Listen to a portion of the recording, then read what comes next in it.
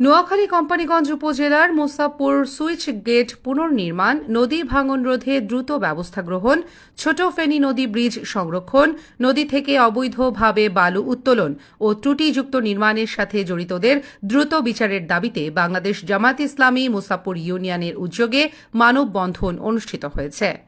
৩রা September মঙ্গলবার সকাল 10:30টায় নোয়াখালী কোম্পানীগঞ্জ উপজেলার মুসাপুর বাংলা বাজারে এই মানববন্ধন অনুষ্ঠিত হয়। মুসাপুর ইউনিয়ন জামায়াত ইসলামীর আমির মাওলানা এস.এম. জামালের সভাপতিত্বে এবং মাওলানা আব্দুল মান্নানের পরিচালনায় এতে প্রধান অতিথি হিসেবে উপস্থিত ছিলেন কোম্পানীগঞ্জ উপজেলার জামায়াত ইসলামীর আমির অধ্যক্ষ বেলায়েত হোসেন। বিশেষ অতিথি হিসেবে উপস্থিত ছিলেন বসুরহাট পৌরসভা জামায়াত ইসলামীর আমির মাওলানা মোশাররফ হোসেন, কোম্পানীগঞ্জ উপজেলার জামায়াত ইসলামীর সেক্রেটারি মাওলানা মিজানুর রহমান।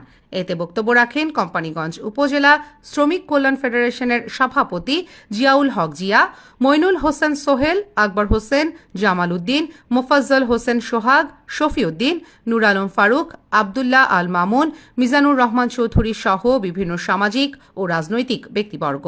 এ সময় বক্তারা কোম্পানীগঞ্জকে রক্ষায় পানি উন্নয়ন বোর্ড সহ সংশ্লিষ্ট কর্তৃপক্ষকে দ্রুত কার্যকরী পদক্ষেপ গ্রহণ করার কথা জানান।